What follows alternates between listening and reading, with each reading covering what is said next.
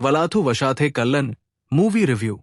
Jitu Joseph की film अपनी ही बनाई भूल भुलैया में खो जाती है। वलाथु वशाथे कल्लन के पोस्टर में बीजू मेनन और Joju George. Photo credit, special arrangement. पहेलियां, क्रॉसवर्ड और शब्दों की भूल भुलैया अक्सर आलसी रविवार की सुबह से जुड़ी होती है। और इसका एक कारण है, क्योंकि आमतौर पर ऐसा तब होता है जब बहुत से लोगों को इन्हें सुलझाने का मजा लेने के लिए काफी मानसिक जगह मिलती है। ये निश्चित रूप से जीतू जोसेफ की वलाथु वशाथे कल्लन जैसी बहुत ज्यादा तनावपूर्ण स्थितियों के लिए नहीं है, जहां हीरो किसी की जान बचाने के लिए समय के खिलाफ दौड़ते हुए शब्दों की भूल भुलैया को सुलझाने के लिए बीच में ही रुक जाता है। बेशक उस व्यक्ति को बचाना भूल भुलैया को सुलझाने पर निर्भर करता था, लेकिन कहानी में रोमांच पैदा करने के लिए पहेलियों की पूरी सीरीज को रखना शायद ही ऑर्गेनिक लगता है। फिल्म अपने आखिरी घंटे में जिस तरह नीचे की ओर जाती है वो दुर्भाग्यपूर्ण है, क्योंकि इसके मूल में एक गिल्ट से भरे आदमी की एक दिलचस्प कहानी थी जो आखिरकार अपने हिसाब का सामना करता है। स्क्रीनराइटर दीनू थॉमस एलान ने शायद जीतू जोसेफ की फिल्म से आम उम्मीदों की वजह से झगड़े को सुलझाने के लिए वो बनावटी रास्ता चुना हो। जहां तक कैरेक्टर की खासियतों की बात है, वलाथु वशाथे कल्लन में कंफ्यूजन की कोई गुंजाइश नहीं है। फिल्म की शुरुआत में सर्कल इंस्पेक्टर एंटनी जेवियर बीजू मेनन अपनी शैतानी का जलवा दिखाते हुए एक सेक्सुअल असॉल्ट सर्वाइवर को कंप्लेंट फाइल करने से रोकता है।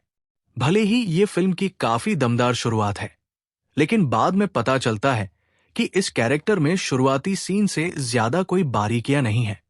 जब एक जवान लड़की वैष्णवी राज शहर से गायब हो जाती है, तो पुलिस ऑफिसर का सामना सैमुअल जोजू जॉर्ज से होता है, जो एक एथिकल हैकर है।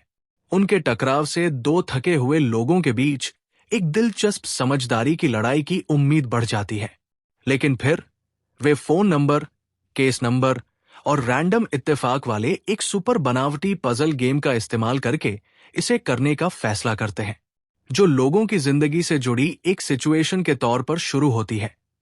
वो लगभग दो लोगों के बीच अपना आईक्यू दिखाने के कंपटीशन में बदल जाती है। आखिर में फिल्म में एक मैसेज जोड़ने की एक अजीब कोशिश की गई है, लेकिन जीतू की पिछली फिल्म मिराज की तुलना में, जिसने दर्शकों को एक के बाद एक ट्विस्ट में डुबो दिया था, वलाथु वशाथे कल्लन थोड़ी ज्यादा भरोसेमंद लगती है।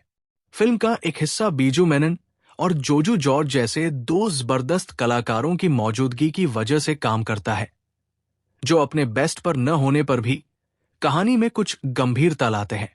हालांकि जीतू की फिल्में अपने विजुअल या टेक्निकल पहलुओं के लिए खास तौर पर नहीं जानी जाती है, लेकिन यहां डार्क टोन थीम के साथ अच्छी तरह से फिट बैठता है, जब तक कि स्क्रीन प्ले खेल खराब नहीं कर देता।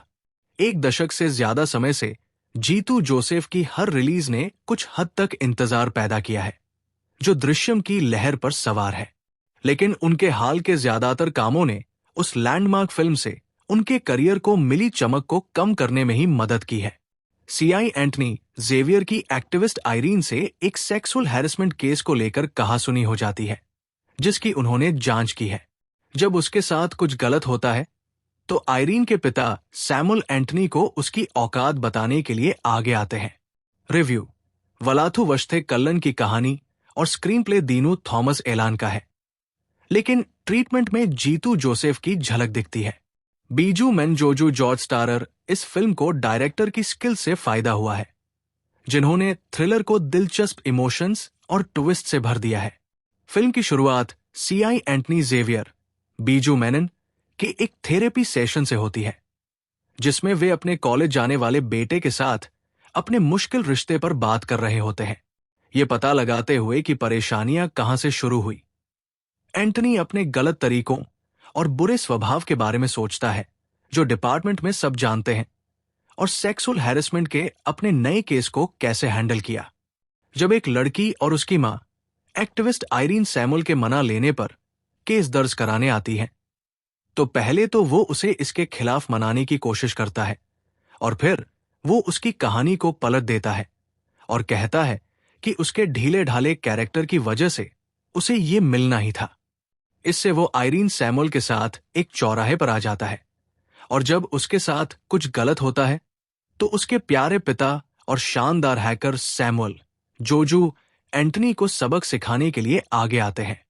पहला हाफ बहुत बढ़िया है, जो हमें एक अच्छी कहानी, इमोशंस और अचानक आए ट्विस्ट से अपनी ओर खींचता है, और आधे रास्ते तक आपको बिल्कुल भी अंदाजा नहीं होता कि कहानी आगे कैसे बढ़ेगी। और जब आप पीछे मुड़कर सोचते हैं तो आप कुछ चालाकी से रखे गए डायलॉग से हैरान हो जाते हैं, जो फिल्म के आखिर में जुड़ जाते हैं, जबकि दूसरे हाफ में एक नई कहानी है।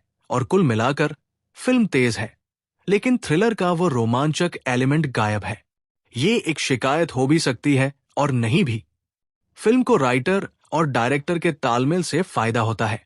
दीनू ने दिलचस्प किरदार और हालात बनाए हैं, जिन्हें जीतू ने सही मूड के साथ ऊपर उठाया है, चाहे वो हल्का हो या उदास।